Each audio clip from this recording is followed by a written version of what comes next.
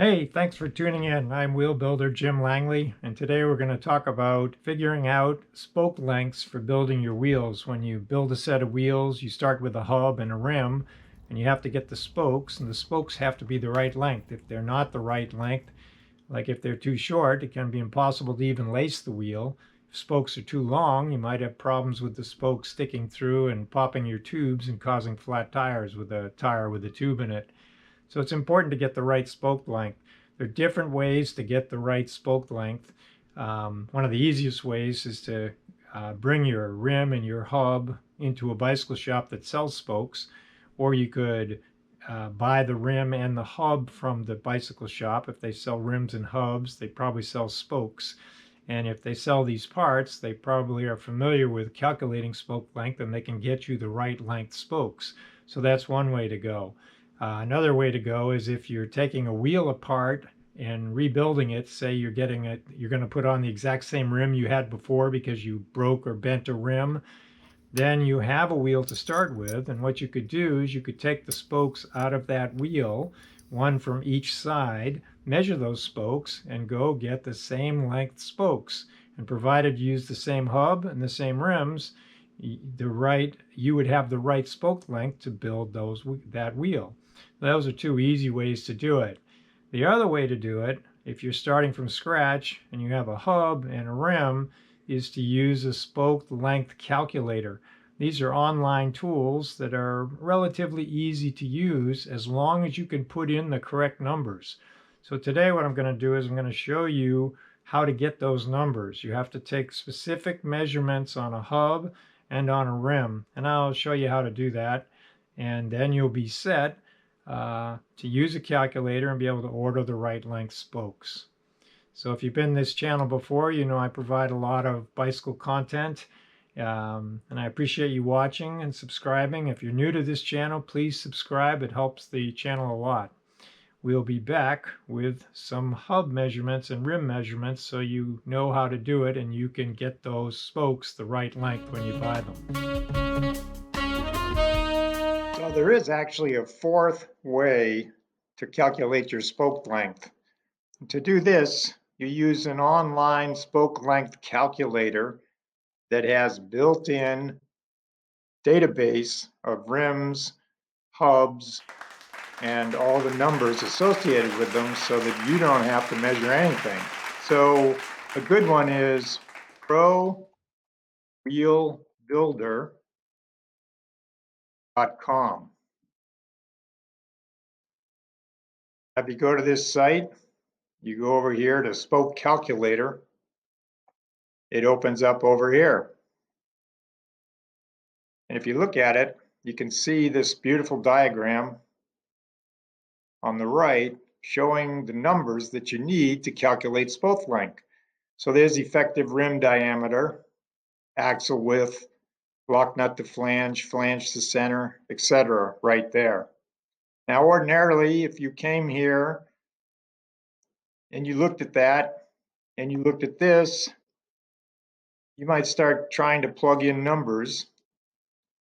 But really all you have to do is choose your drop down right here. Now you can see it shows a front hub. If we go here, you see how the diagram changes? So we'll stick with the rear hub since it's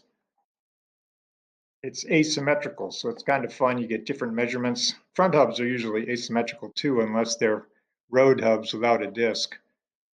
So here's a list of the rims in their database, or the company that makes rims.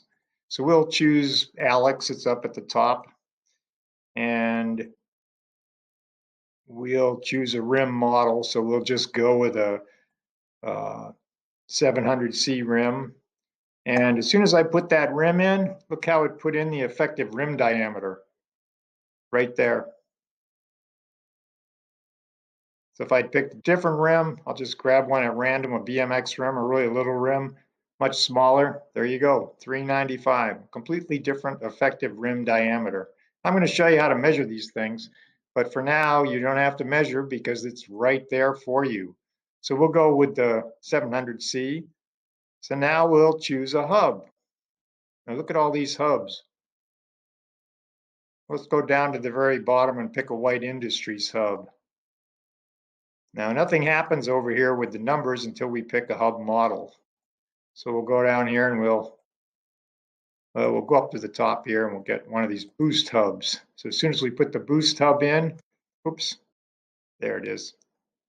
It puts in the axle width, puts in the numbers. You would ordinarily have to measure to get these numbers. But here, they're built right in. So now we have effective rim diameter, and all these other fields are populated with numbers. And all we have to do now is we choose a number of spokes that are in the hub, in the wheel. So we'll go with 32. And then we'll pick our lacing pattern. We'll go 3 cross. And now we have to view the disclaimer if we want, then we accept. And once we hit calculate, look at that. On the left side of the wheel, the spoke length it's recommending is 296.2 millimeters. On the right side, spoke length it's recommending is 293.4 millimeters. Now, just to show you, if you change the cross pattern and you calculate, the lengths change. Or if we went with a 36 hole hub, go back to 2 cross, calculate again, spokes change again. So this works great. The only caveat, the only hiccup, the only trouble that people can have with this is if you pick the wrong rim model, maybe you don't know exactly what rim you have, or maybe the name that they use for it is different than the name that you know it by, and you pick the wrong one, you will end up with the wrong results. Same thing for the hub. If the hub's wrong, you choose the wrong hub, maybe it has the same name, but maybe it's an older model, you could end up with the wrong spoke length. This is why they have a disclaimer, because they can't guarantee this is going to give you the right results. It only gives you the right results if you put in the right data. This is why even when you use this type of tool, it's very good to understand how you measure things so that you can take your parts and measure them yourself and make sure that the selection that you've made here is giving you the right numbers in here. But that's one way to do it. If you know what you have, you know what hubs you have, you know what rim you have, you can put it in this tool just by selecting the right thing, and it'll actually calculate it for you without you doing any measurements. So it's a very cool tool. That's prowheelbuilder.com. They also sell the products to build wheels. You can find a lot of other calculators online. So Google spoke length calculator and a lot will come up. And you can check them out and see if you prefer how one works over how another works. Spoke manufacturers make spoke calculators too. So if you go to DT Swiss or Sapim, you can find their spoke calculators. The issue with those calculators is that they're based on their spoke lengths and their system basically. So sometimes if you're using a different brand spoke, you could end up with different results and slightly different lengths, but they're pretty close and they usually work fairly well if you use them. And they know their spokes for sure. So if you're going to buy DT Swiss spokes or Sapim spokes, it's a good calculator to use. If you have a favorite spoke length calculator you use, I'd appreciate it if you'd share it in the comments. You might wonder why it's so important to get the spoke length right. Basically, it's so that the spokes stay tight, and a good wheel will stay a good wheel if the spokes will stay tight.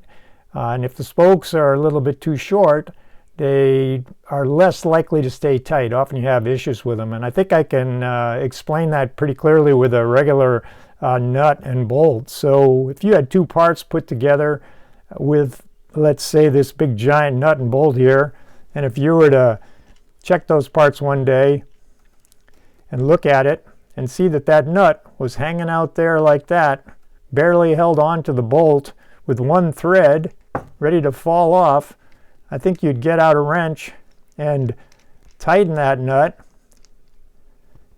and really get it on there good where it's more up towards the top and going to hold the parts together tight. That's like the spoke. The spoke is the bolt and the nipple is the nut.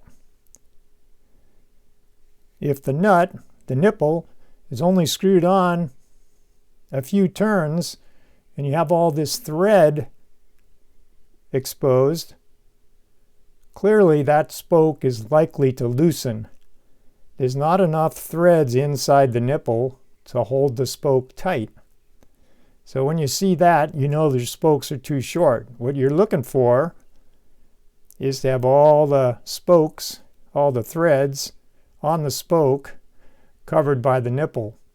The other thing to check is the depth of the spoke inside the nipple. That's hard to see.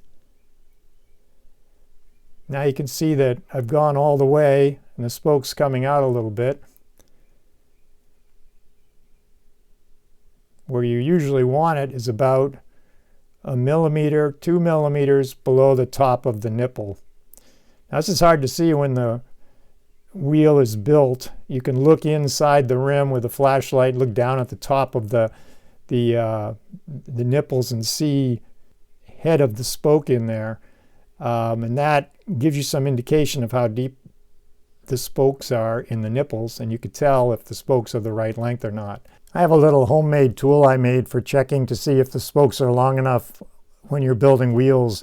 All I made it out of was a flat bladed spoke, the right gauged to fit inside nipples. And on the end I just crimped.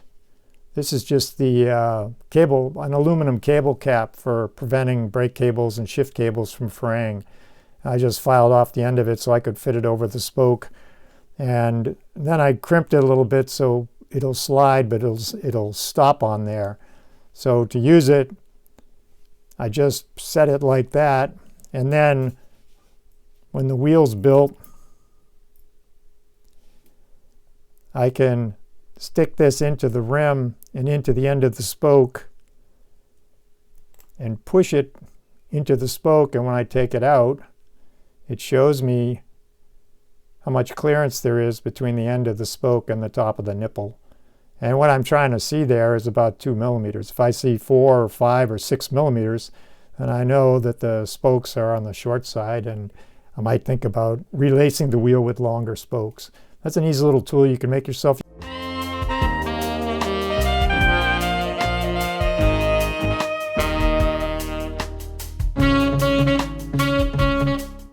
You only need one measurement on the rim, which is called the ERD, or the effective rim diameter. And to get that, you use 2 spokes. You can use whatever length you have. And you put one spoke over here, let's call that 6 o'clock, and then directly across at 12 o'clock, we're going to put the other spoke. Now, you'll see that the J-bend is down here, and the threaded end is up here because we want the nipples to sit in the rim. And we screw the nipples on. The nipples should be threaded on just as far as you want it when you finish the wheel. Perfect spoke length. That'll give you the right number. Now, once the nipples are threaded on, the spokes are in, and you're sure that the spokes are directly across from each other. If you count the spoke holes in the rim over here and you count the spoke holes in the rim over there, you should have an even number on this side and that side, the same number. That's how you know, because you'll get the wrong measurement if you're off a hole. It has to be directly across the middle of the rim. So now to take your measurement, you pull the nipples into the rim here and into the rim here. This is why I said it's helpful to have a helper, somebody that can do this for you. And what they're going to do is they're going to hold the spokes up like this, and they're going to pull the spokes together. And the measurement that you're going to take is the distance between the elbow here, which is the bend in the spoke, to the elbow here. So the actual measurement is the length of this spoke plus the length of this spoke plus that distance right there. You can get that distance with a ruler like this, a stainless steel rule like this, Or you could use a caliper to pull across and hold them together like that if you have a caliper. But it's easy enough to do it with a ruler.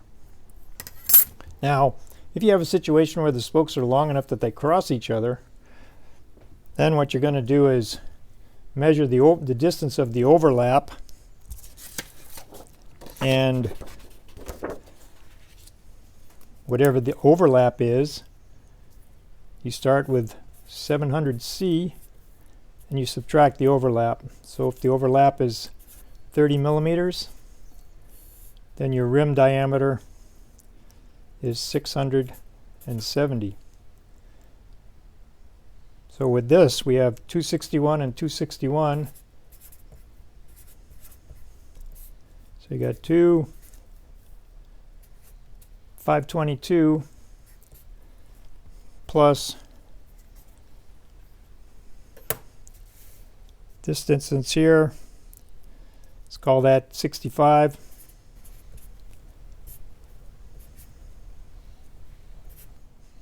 $587, which is actually pretty close because I know that rim is 588.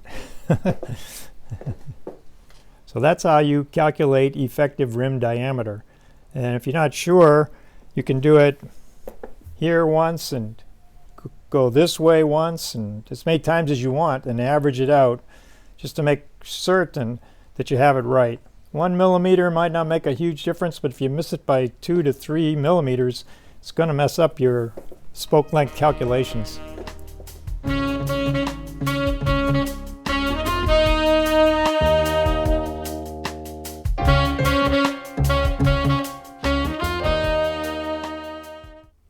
So measuring hubs can be a little daunting because there's a lot of numbers you have to get, about 8 measurements, depending on the calculator that you're using.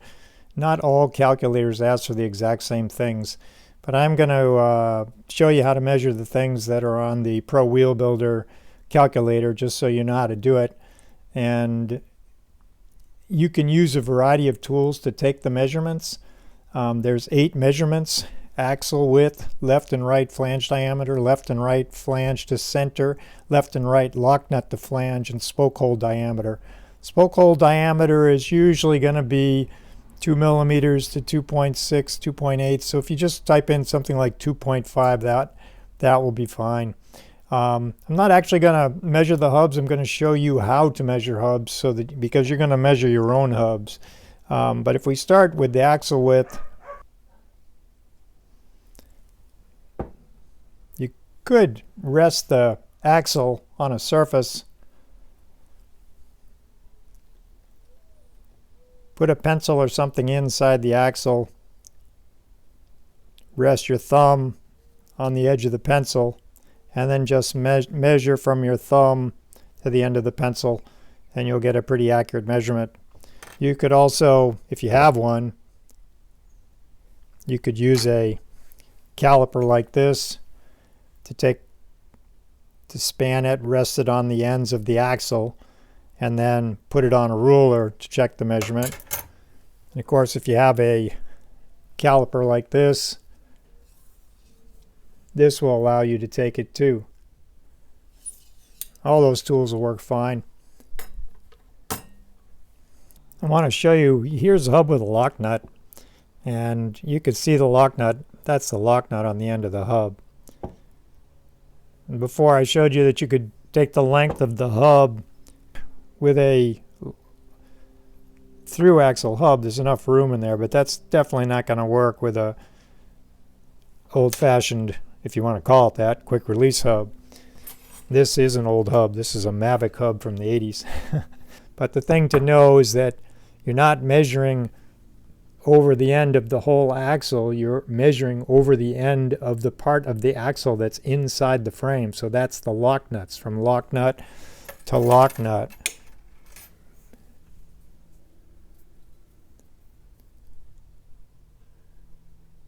So it's right there. You see that? It's not out there.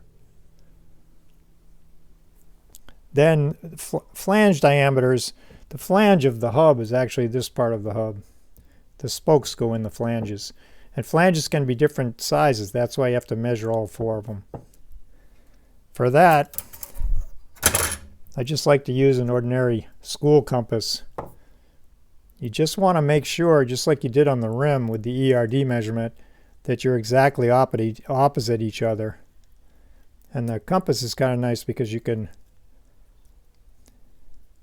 put the points in the holes and then transfer it to a ruler and get it pretty exact. You can also use the caliper to do it too.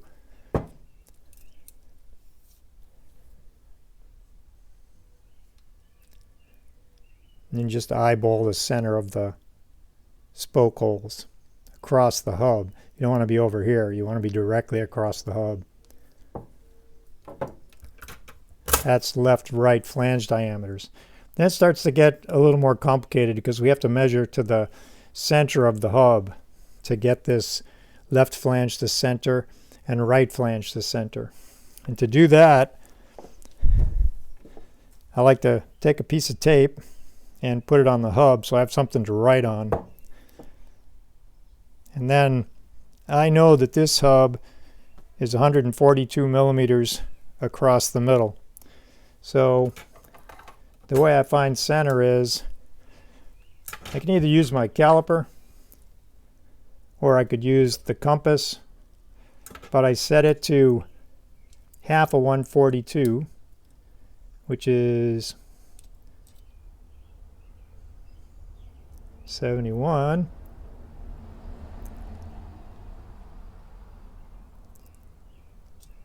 And with the caliper like that, I can rest it on the end of the axle and I can scratch. You won't be able to see that, but I can see it. But if I do the same thing with the compass,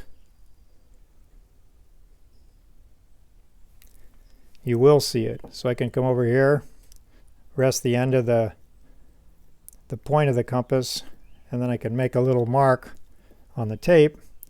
Then I come around to the other side here, put the compass there, and I make another mark on the tape. Now, you can see what happens because the compass is at an angle. You can end up with 2 marks with a gap in the middle. But you just eyeball the center and you'll be really close to the perfect center on the hub. I don't know if you can see the pencil, but there's pencil on the hub. Pencil mark that I can see. And once you have the hub marked, then it's easier to measure this next measurement, which is the center of the flange to the center of the hub. You have to get the right side and the left side. And that too you can measure with your compass or with your caliper.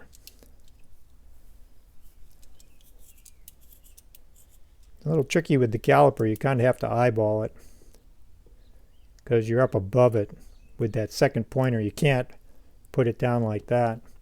That's one of the advantages of the compass. With the compass, you can actually extend the pencil down into the hub and you can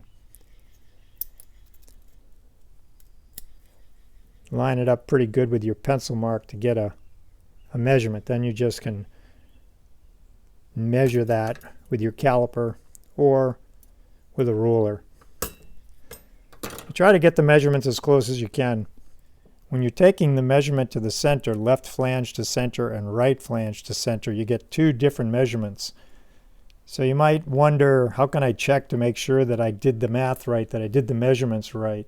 And the way to check is, if you measure between the 2 flanges and come up with that measurement, the 2 measurements you have left to center and right to center, when you add those together, you should get the same number that you get when you measure from flange to flange. If it's not right, then one of your measurements is off and you go back and double check. That's a way to be sure you got it right. And the other measurement they have is left and right locknut to flange, which is a similar measurement to the end of the locknut, the end of the axle. So here you can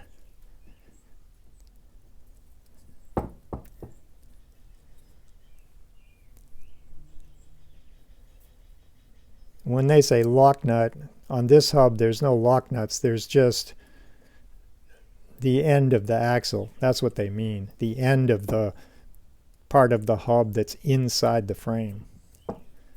So to get this measurement, you just touch the lock nut.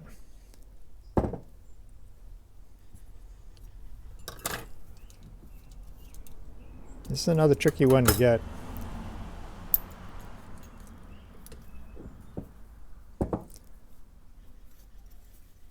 And I don't usually take this measurement.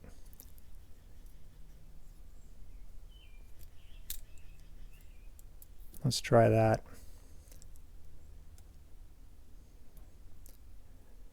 That's going to be pretty close right there. And then you've got to measure the distance between those 2 points.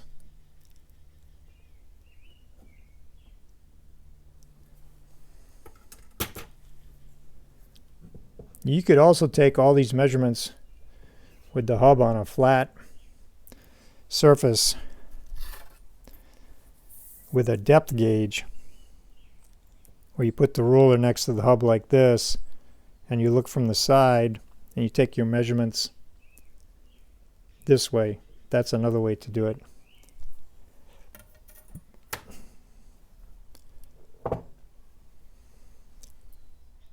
Well, I hope after this video you feel comfortable measuring your spokes and using a spoke length calculator to determine which spoke lengths to get for your wheel building projects.